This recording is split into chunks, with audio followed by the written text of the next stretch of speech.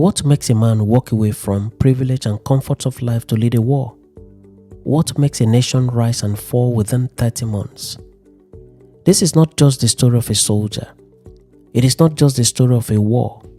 It is a story of Chukwuemeka Odumegwu Ojukwu, the son of a billionaire who was born into wealth and privilege, but who became a revolutionary.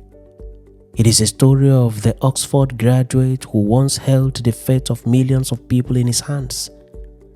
His life was filled with thunder, of bombs, of applause, of betrayal, of hope.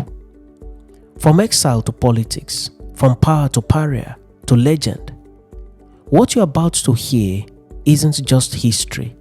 It is the saga of courage, conflict, and consequences.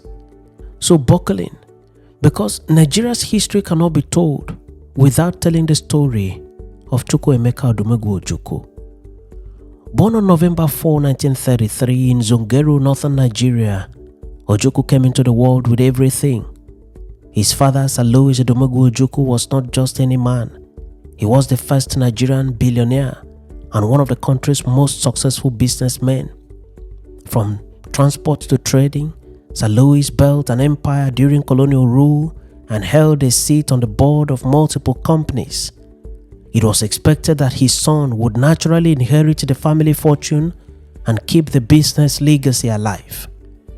But young Chukwuemeka had different ideas. He began his formal education at King's College, Lagos, one of the most elite schools at the time. After secondary school, he was sent abroad to the University of Oxford in England, where he studied modern history at Lincoln College. His time in the United Kingdom exposed him to global politics, African liberation struggles, and the harsh realities of colonialism. He returned home with not just a degree, but a fire in his belly to help shape Nigeria's future. Yet again, Ojukwu defied expectations.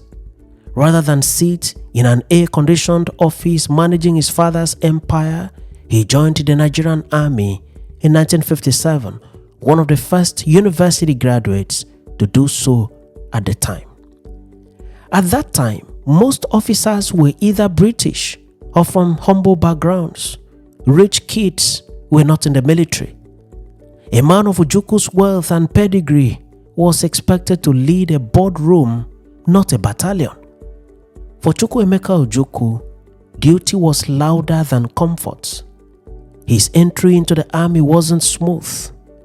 As an Igbo man in a military structure still heavily influenced by British colonial command, and later the dominance of some of his countrymen from the majority tribe, he constantly had to prove himself. But Ojukwu was no ordinary soldier. He was strategic, articulate, and fiercely patriotic. Over time, he rose through the ranks, becoming one of the most educated and outspoken officers in the Nigerian Army. By the time Nigeria gained independence in 1960, Ojukwu had positioned himself as more than just a soldier. He was a thinker, a potential leader, and a man who would not flinch from hard decisions.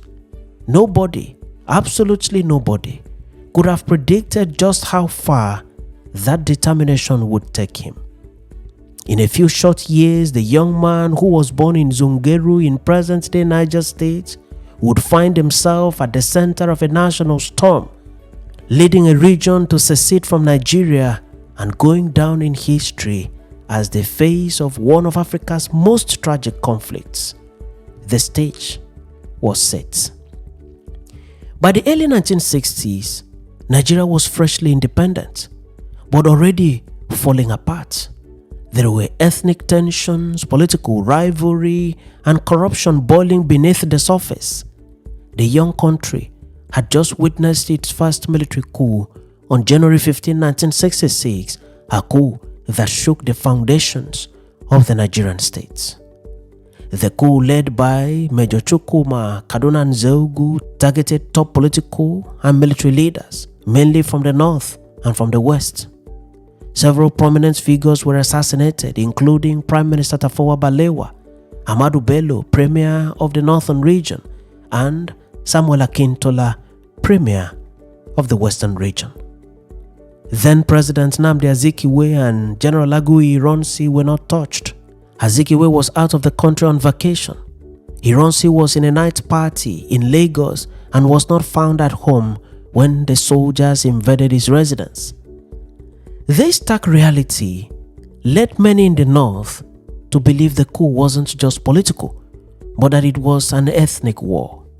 Though the coup was foiled and General Ironsi, an Igbo man, became head of state, the damage was done. Trust between Nigeria's major ethnic groups, Igbo, Hausa, and Yoruba, was shattered.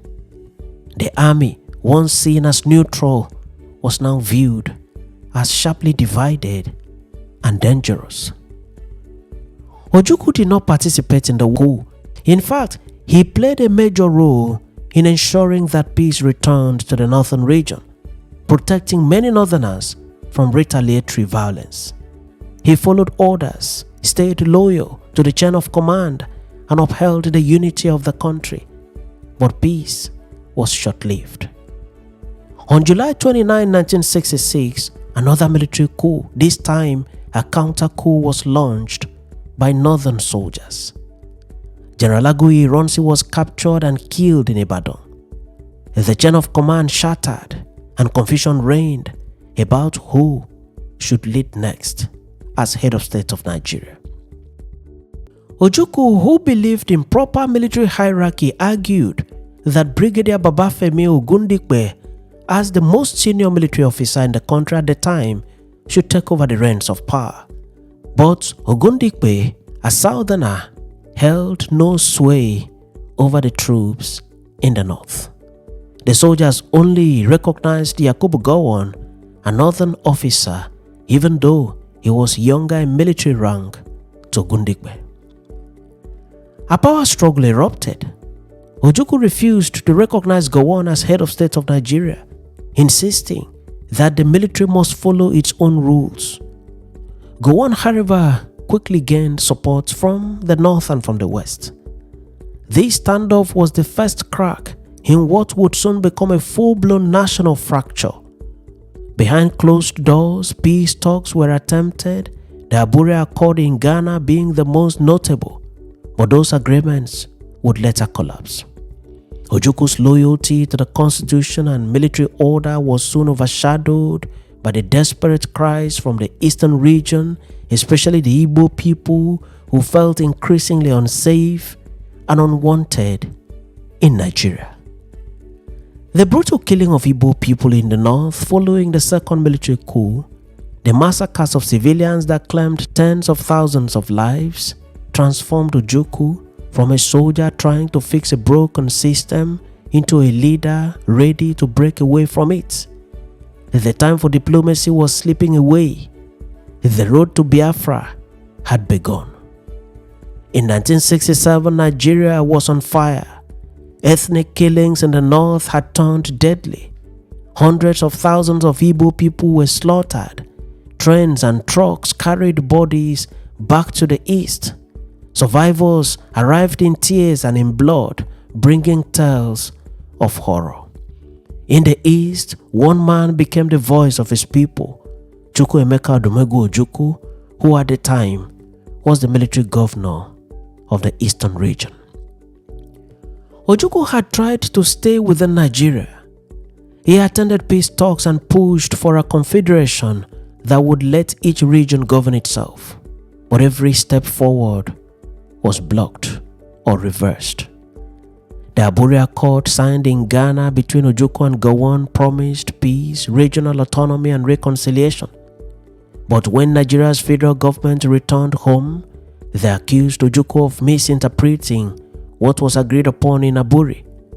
Ojukwu felt disappointed and saw it as an absolute betrayal. Meanwhile, the East was boiling. People were angry, scared, and desperate.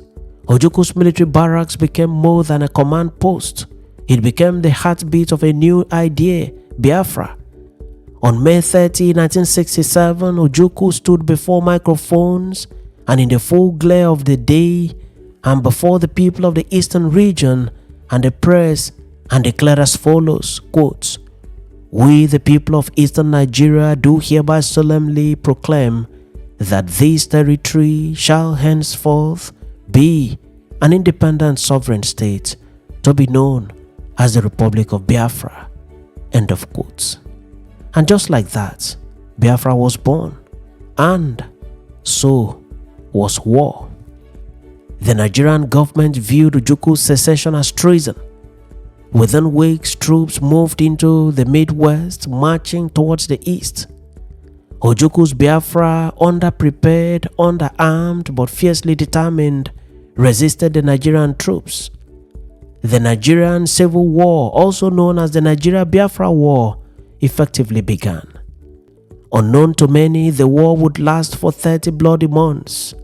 It would kill about 3 million people, mostly civilians, primarily from starvation and disease due to the total blockade placed on the region by Nigeria. And it would leave a scar on Nigeria and on Biafra forever. At first, Biafran troops achieved surprising victories, even pushing westward. But soon, Nigeria's surplus weapons, international support, especially from Britain and the Soviet Union, and the sea blockade turned the tide. Biafra was cut off from food, from medicine, from the world. Images of starving children with swollen bellies shocked the globe. Aid organizations rushed in. The world watched in horror as war crimes, hunger, and hopelessness became Biafra's daily reality. Ojukwu became the symbol. To Biafrans, he was a hero, standing against oppression. To the federal government, he was a stubborn rebel, putting lives at risk. Despite the suffering, Ojukwu refused to surrender, delivering defiant speeches on Biafran radio, vowing never to let his people be, quote, recolonized. But by January 1970, Biafra was crumbling. Cities fell. Soldiers surrendered. Several soldiers were killed. Things were really falling apart, and the center of Biafra could barely hold. Ojukwu, facing imminent threats to his life and possible capture, fled to Ivory Coast, where President Felix Houphouët-Boigny offered him asylum. He handed over Biafra to his deputy Philip Effiong. Philip, a soldier and combatant, had to tell himself the truth that the ammunition, the logistics, and the men to use in continuing the war was simply not there, and that continuing the war would mean exposing the already beleaguered people of Biafra to more suffering and death. Philip quickly consulted the remaining hierarchy of Biafra and took the decision to surrender Biafra to the Nigerian government. He declared the war over and surrendered at the field to Olusegun Obasanjo, Nigeria's commander of the 3rd Marine Commando, before eventually surrendering in Lagos at Dodan Barracks to Yakubu Gowon, head of state of Nigeria. Ojukwu, the Oxford-educated soldier, the man who dared to carve out a new nation, was now in exile. The dream of Biafra was crushed, but the memory would never die. Ojukwu's name was now etched into the hearts of millions, some with love, others with hate and anger, but all with unforgettable recognition. Ojukwu had left Biafra with his wife and family along with some members of the Biafran hierarchy. They left in the last flight from Uli Airstrip in Biafra. Ojukwu spent 13 years in exile, far away from the land he once fought for. In Nigeria, the country was healing, slowly and painfully. General Yakubu Gowon, now firmly in power, famously declared that there was, quote, no victor, no vanquished. Yet the scars ran deep, especially in the southeast. And still, Ojukwu's name echoed through those years. To some, he remained a traitor, the man who led the nation into war. But to others, especially among the Igbo people of eastern Nigeria, he was a martyr in exile, a potent symbol of bravery, pride, and resistance. Then in 1982, something no one expected happened. President Shehu Shagari, a civilian leader after decades of military rule, offered Ojukwu full pardon and asked him to return home from exile. Nigeria was trying to reconcile with its past, and bringing Ojukwu home was a powerful gesture. Ojukwu returned to Nigeria to a mix of cheers and controversy. Crowds welcomed him, young men and women sang, old comrades wept, but not everyone was pleased with him. The wounds of war were still fresh for many. But Ojukwu wasn't interested in hiding. He re-entered politics, first joining the National Party of Nigeria, the NPN, then later becoming a founding member of APGA, the All Progressives Grand Alliance, a party deeply rooted in Igbo interest and regional development. He ran for president multiple times, though never successfully. Even in defeat, he remained relevant. Ojukwu was no longer the rebel general. He had become a statesman, an elder, a voice that politicians still feared and respected. His speeches became less fiery, but more reflective. He spoke often about unity, justice, and memory, reminding Nigerians that history, no matter how painful, must never be erased. He married Bianca Ono, a beauty queen and lawyer decades younger than him in age, and their union became one of Nigeria's most talked about love stories. She stood by him through illness and political storms and later carried on his legacy with grace till this day. Ojukwu's health declined in the late 2000s. On November 26, 2011, he died in a London hospital at the age of 78. Nigeria paused for a moment. Presidents sent condolences. Flags were lowered in his honor. Tributes poured in, not just from the east but from across the nation. Some called him the lion that roared and bled. Others called him the man who dared too much. But everyone agreed that the man, Chukwuemeka Odumegwu Ojukwu, changed history and changed it forever. Today, statues of Ojukwu stand in southeastern Nigerian cities. Streets bear his name. His story is taught in schools, sometimes with pride, sometimes with pain. Whether you see him as a hero, a rebel, or a complex mix of both, one thing is clear. Nigeria cannot tell its story without the mention of the name Chukwuemeka Odumegwu Ojukwu. He was a man who saw fire burning and stepped straight into it. He carried both the love and the blame. Even in death, his name sparks debates. But maybe that's what makes a figure legendary, when your story outlives your breath. Was Biafra a mistake or a message ahead of its time? Was Ojukwu a villain or a visionary? I leave this for you to answer. Many thanks for watching this edition of Back in History, and do remember to subscribe to the channel or follow the page for regular notification on every new video. I am your friend and host Ekemini Udim, wishing you the best of time in all you do.